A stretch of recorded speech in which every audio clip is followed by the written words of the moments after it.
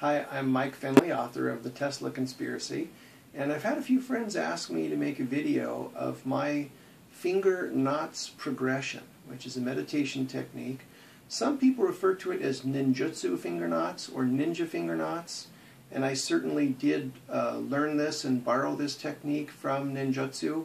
I'm not a ninja, I'm not an expert on ninjutsu, but I have a finger knot progression that works for me. It helps me in meditation and relaxing, and so I'm going to share it with you.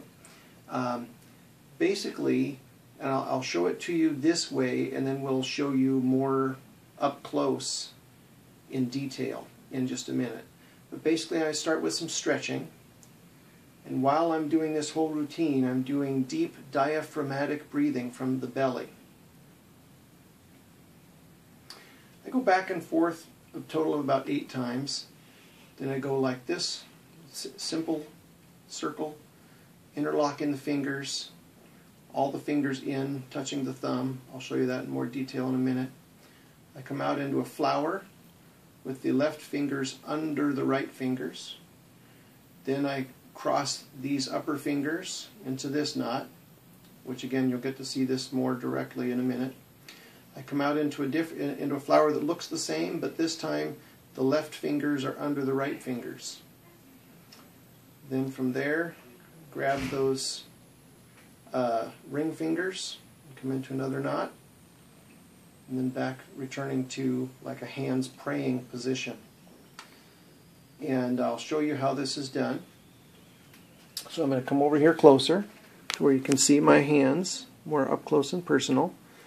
And basically we're flexing 1, 2, 3, 4, 5, 6, 7, 8. And while I'm doing that, sometimes my fingers are kind of apart flexing. Sometimes they're together flexing, whatever feels right at the time. And then from here, this is kind of upside down, but to show you the detail of the finger maneuverings, this is very simple, kind of making a circle. Then interlocking the fingers, but keeping those thumbs touching here. Then I come into this knot. Now in this one, just to undo one side of the knot and show you, that's what's going on with my fingers. I've got pinky touching the end of the thumb, ring finger, middle finger, index finger down the side of the thumb. But both thumbs are doing that. Both hands are doing that. So as I make that into a knot, I can feel all of those fingers touch each thumb. Then I know I've made the knot right. Okay? Then from there I come out into this flower with the left over the right. I'm only interlocking the pinkies and ring fingers. Is the only thing that's interlocking there. Pinkies and ring fingers. Okay? And then I'm just coming out into this flower. The other fingers are just out. And the inside is kind of hollow. I'm going to walk back in front of the camera and show you. See how hollow the inside is. I've almost made a cup here with my palms. I've instead of having them pressed together, I've pulled them out into this cup shape. Okay?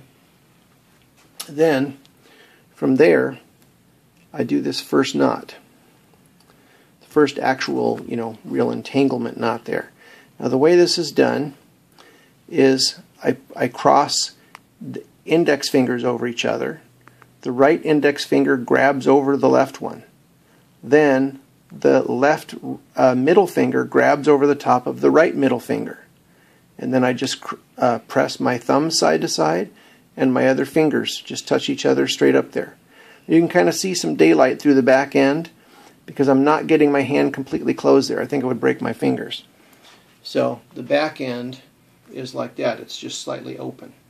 Okay, that's fine.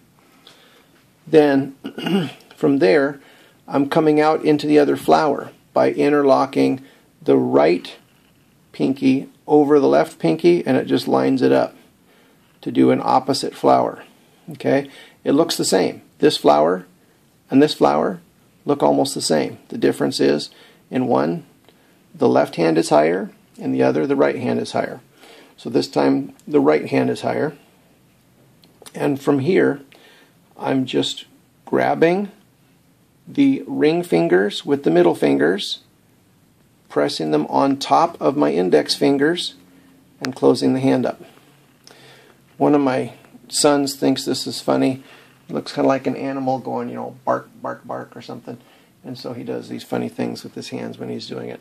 And then from there, just relaxing my hand back up into like a praying position. All right? So I'm going to show you how I do it. Generally speaking, take off my shoes. I like to stand on one leg while I'm doing it. That's how I do it. You don't have to do it that way if that doesn't work for you. So I stand on one leg and I make sure I feel solid and balanced, and then I start. And I'm going to do the deep diaphragmatic breathing while I do this. Diaphragmatic breathing is from the belly. It's not from the shoulders. So if you find yourself doing this and your belly doesn't go out at all, that's not diaphragmatic breathing. So you want your belly to actually expand.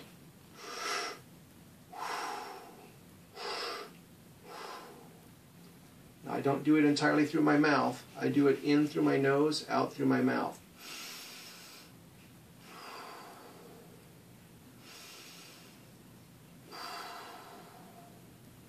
I find that my body automatically wants to do diaphragmatic breathing when I do this technique for some reason. So here I go. I'm going to start with the flexing, the stretching.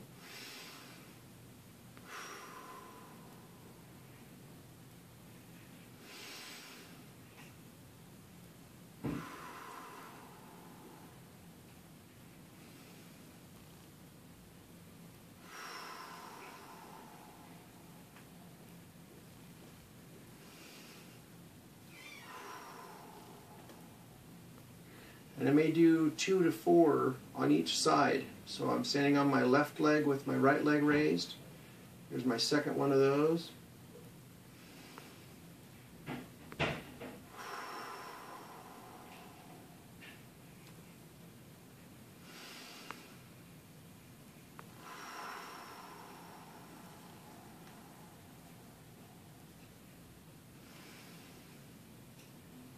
And as I do that, it calms me.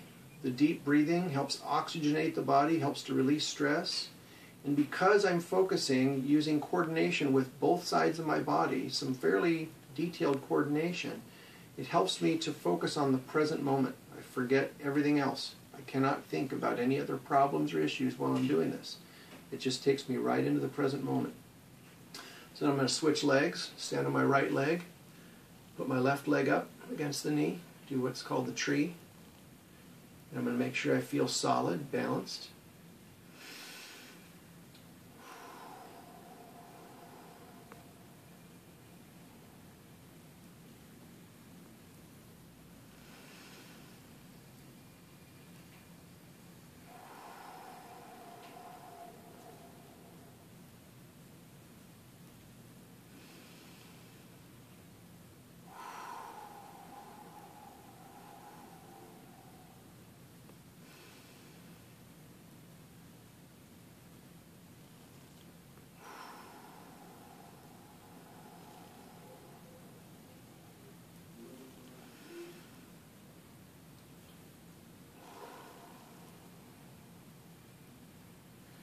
Now as I do that, I personally feel a physical sensation of a buildup of what's called your chi, your inner energy, right in my chest, right in the center of my chest. I feel it building up.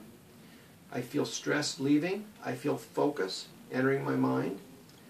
And it can help me to be prepared for whatever I'm doing. If I'm at work and I need to take a break and get more focused, or even wake up more, I can do that.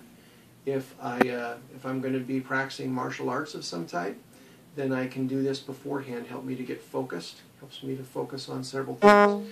And each of the hand knots actually represents a different focus that the ninjas had. Some for strength, some for flexibility, some for dexterity. And so if you search them all out, you can find out which ones mean which. I just find that overall, by the time I've gone through the entire progression, it feels complete to me. And so that is now the progression of finger knots that I personally use. So hopefully this is something that will be helpful to you. If you try it and you don't like it, then don't do it. And if you do like it, then hopefully this will be a positive thing in your life as it is in mine. Thank you very much.